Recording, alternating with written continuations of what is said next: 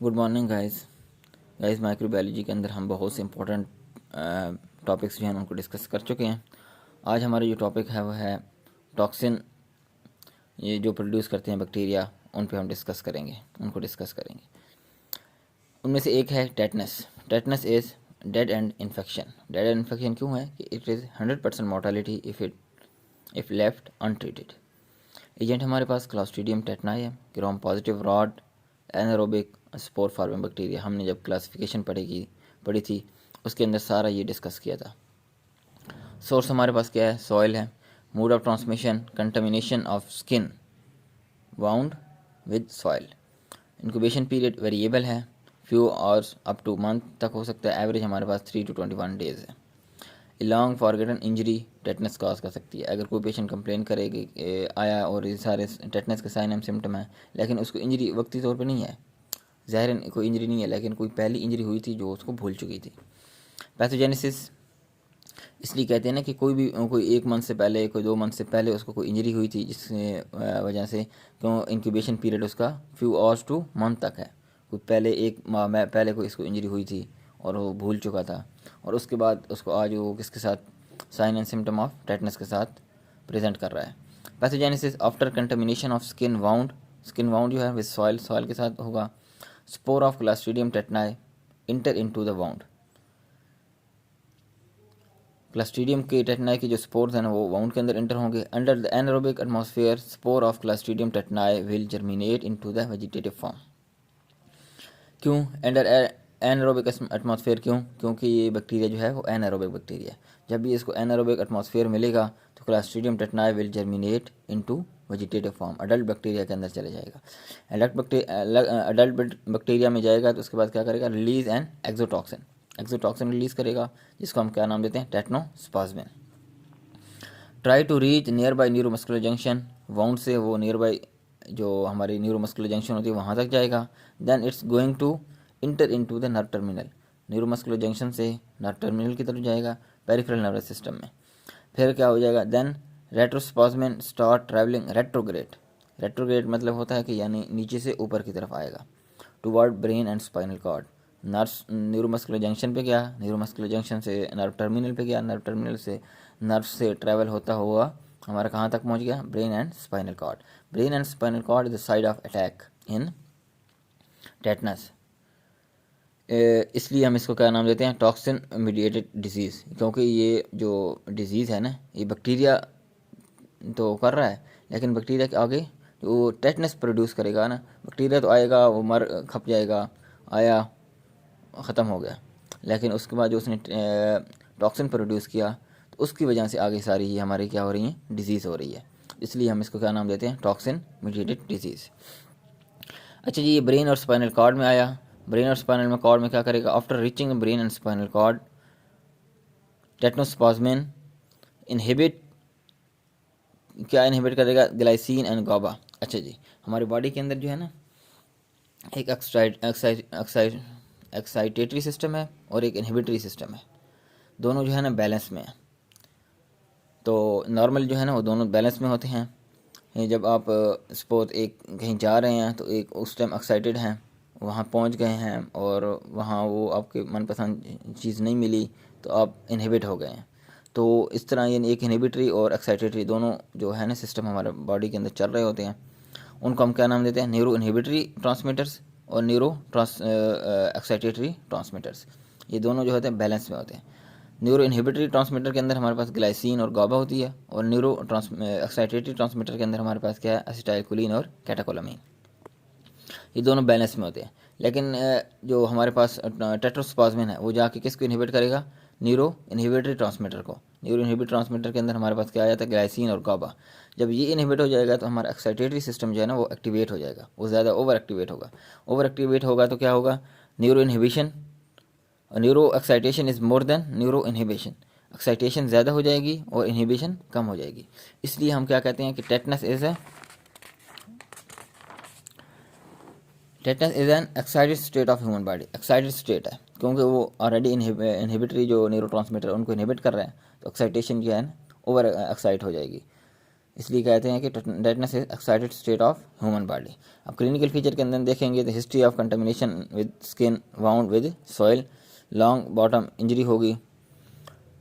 अच्छा जी, contamination of skin with wound with with soil है हमारे पास 75% और लॉन्ग बॉटम इंजरी हमारे पास है 25%। मोस्टली जो है ना वो जो है ना फ्रेश वाउंड के साथ आ रहे होते हैं पेशेंट 75%, और मोस्टली जो होते हैं वो पुरानी कोई इंजरी होती है, पुरानी कोई वाउंड होता है उसके साथ आ रहे होते हैं। प्रोड्रोम, हेडिक, मैलेज, प्रेजेंटिंग कंप्लेन क्या होगा हमारे पास, पेशेंट आएगा लॉक जॉ के साथ, जिसको हम क्या नाम देते हैं, ट्रिज्मस, कंट्रैक्शन ऑफ फेशियल मसल। अच्छा जी, कुछ हमारे पास लॉक जॉ की डिफरेंशियल डायग्नोसिस है, उसको हम देखते हैं। जब भी पेशेंट हमारे पास आएगा लॉक जॉ के साथ तो हमारे माइंड में क्या क्या चीज़ें आनी चाहिए। नंबर 1, मेनिंजाइटिस के साथ लॉक जॉ हो सकता है, fever and alter state of consciousness. लेकिन मेनिंजाइटिस में जब लॉक जॉ होगा तो पेशेंट को फीवर की कंप्लेन होगी और साथ अल्टर स्टेट ऑफ कॉन्शियसनेस होगा। लेकिन यहाँ क्या है कि टेटनस के अंदर in tetanus patient is fully conscious till death. यहाँ पेशेंट को कोई ड्रोजीनेस या कोई इस तरह नहीं होगा टेटनस के अंदर। लेकिन जब मेनिंजाइटिस के अंदर लॉक जॉ होगा तो उसमें पेशेंट फीवर की कंप्लेन करेगा और अल्टर स्टेट ऑफ कॉन्शियसनेस की कंप्लेन करेगा, ड्रोजीनेस वगैरह की कंप्लेन करेगा। फिर उसके बाद रेबीज़ के अंदर लॉक जॉ हो सकते हैं। रेबीज़ के अंदर लॉक जॉ और टेटनस के लॉक जॉ में फ़र्क ये है कि टेटनस में हाइड्रोफोबिया नहीं होता, लेकिन रेबीज़ के अंदर हाइड्रोफोबिया होता है। वो उन पेशेंट को पानी से डर लग रहा होता है।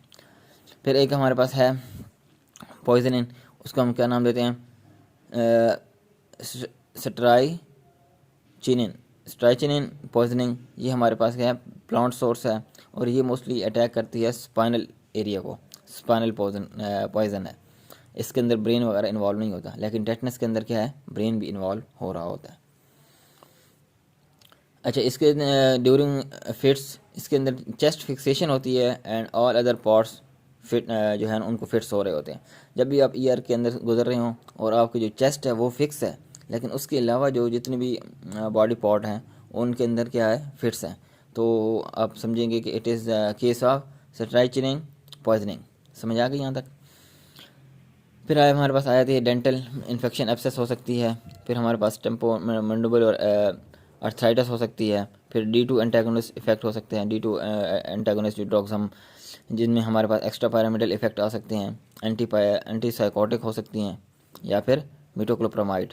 ये हमारे पास जो हम मोस्टली वोमिटिंग के लिए यूज़ करते हैं, एंटी एमेटिक्स। अगर आप ER के अंदर मिटोक्लोप्रामाइड की डोज थोड़ी सी ज़्यादा दे दें तो वो भी कुछ देर के लिए पेशेंट लॉक जॉ में चले जाएगा, चुप हो जाएगा।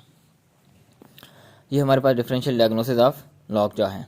मेनिंजाइटिस हुआ तो साथ अल्टर स्टेट ऑफ कॉन्शियसनेस होगी, लेकिन यहाँ अल्टर स्टेट ऑफ कॉन्शियसनेस नहीं है टेटनस के अंदर। रेबीज़ के अंदर हाइड्रोफोबिया होगा, लेकिन टेटनस के अंदर हाइड्रोफोबिया नहीं होगा। स्ट्राइचिनिन के अंदर स्पाइनल कॉर्ड इन्वॉल्व होगा, ब्रेन नहीं होगा, लेकिन यहाँ स्पाइनल कॉर्ड और ब्रेन दोनों इन्वॉल्व होते हैं। डेंटल इन्फेक्शन एब्सेस, ये सिर्फ क्या हो जाएगा, मोस्टली ये जो 3 एरिया ना, dental infection abscess, temporomandibular arthritis और D2 एंटागोनिस्ट इफेक्ट, ये मोस्टली और ओनली ओरोफ्रेंजियल सिस्टम को करते हैं, इफेक्ट करते हैं, हेड एंड नेक को। लेकिन जो टेटनस है वो पूरी बॉडी को इन्वॉल्व करती है। यहाँ तक समझ आ गई। उसके बाद आए थे risus sardonicus, line like face. अच्छा, इसे special grinning facial appearance, contraction of facial muscles.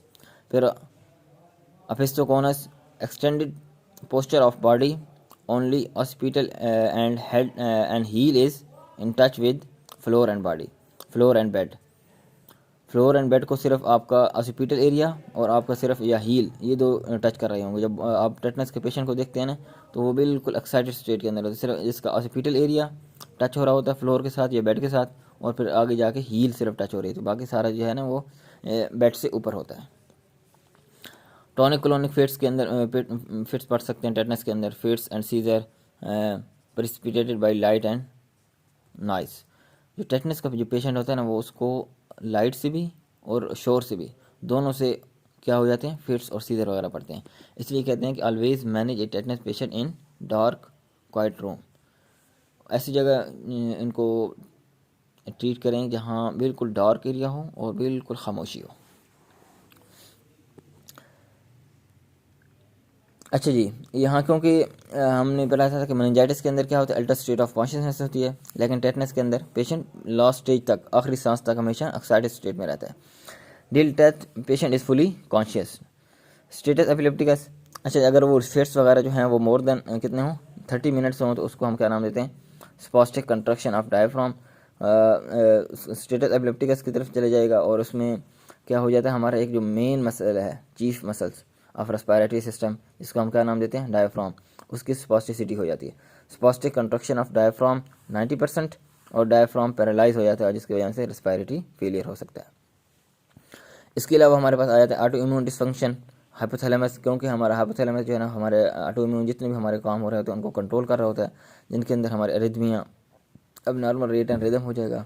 Hypotension, hypotension cause करेगा डिक्रीज बीपी वगैरह। डायग्नोज हमारे पास क्या है, एब्सोल्युटली क्लिनिकल, पेशेंट आएगा तो हमारे पास आती ही हमें समझ आ जाएगी कि it's a case of tetanus. Investigation, if patient present in fresh wound, culture करेंगे। अगर फ्रेश वाउंड के साथ आ रहा है तो हम जस्ट क्या करेंगे, वाउंड स्वैब करेंगे, वहाँ रुई वगैरह ज़ख्म पे रुई लगा के उसी को हम क्या करेंगे, उसका कल्चर करेंगे, इसको हम क्या नाम देते हैं, वाउंड स्वैब।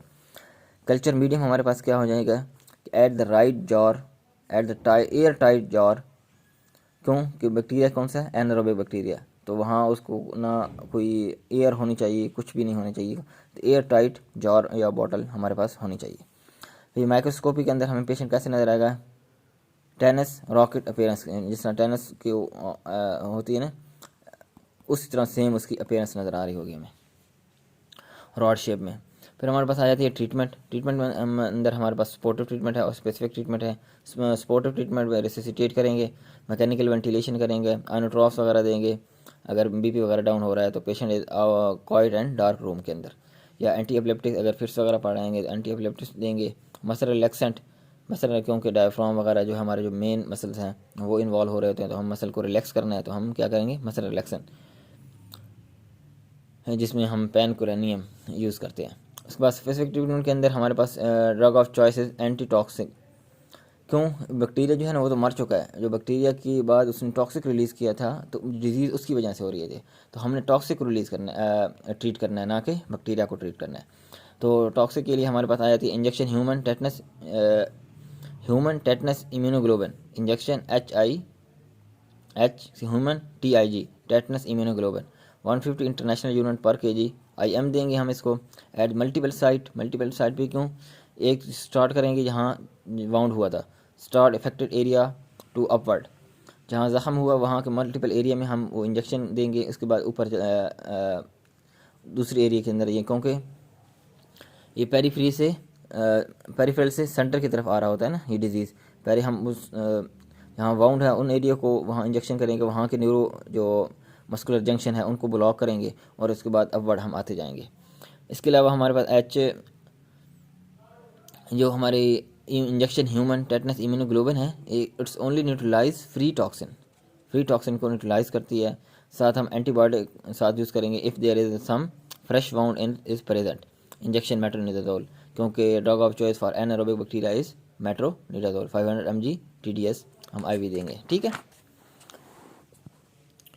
उसके बाद हमारे पास आया था आउटकम के अंदर हमारे पास 100% mortality if treat untreated, death and infection है विद ट्रीटमेंट। ये मेनिंजाइटिस के अंदर भी हमने पढ़ा था और यहाँ भी पढ़ लेते हैं। 100% अगर इसको ट्रीट नहीं करेंगे तो क्या होगा, डेथ होगी, और अगर ट्रीट करेंगे तो उस ट्रीट में उसमें भी 40% हमारे पास मोर्टेलिटी है और 20% हमारे पास सर्वाइवल रेट है। दोज हु सर्वाइव 40% पैरालाइज, इस तरह हमने वहाँ पढ़ा था ना कि 100% मोर्टेलिटी है, और 100% मोर्टेलिटी में अगर हम ट्रीट करेंगे तो 60% बच जाएंगे। उन 60% में से हमने कहा था कि 40% मोर्टेलिटी रेट उनका है और 20% सर्वाइवल है। उन सर्वाइवल में से जो 20% सर्वाइवल है उनमें से भी मुख्तलिफ पेशेंट जो होते हैं वो पैरालाइज हो जाते हैं। अच्छा जी, उसके बाद आया था neonatal tetanus carries 80% death rate और मोर्टेलिटी विद ट्रीटमेंट।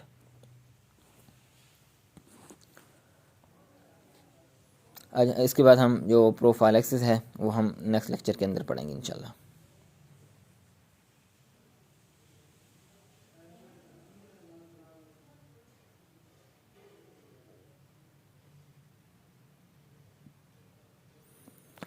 अभी जो लास्ट में इसमें कहा था ना कि neonatal tetanus carry 80% death rate और मोर्टेलिटी विद ट्रीटमेंट, तो ये हम जब प्रोफाइलैक्सिस पढ़ेंगे ना उसके अंदर मैं आपको समझाऊंगा कि न्यू नेटल टेटनस क्या है और सारा उसका, क्योंकि जो ऐसी वैक्सीन है जो जो बच्चा अगर माँ के पेट के अंदर ही है तो उस टाइम हम दी जाती है, तो वो टेटनस है। और हम देखेंगे कि वो टेटनस कब हम इंजेक्शन कब देते हैं और वो क्यों देते हैं, वो सारा हम जब नेक्स्ट लेक्चर पढ़ेंगे उसमें डिस्कस करेंगे।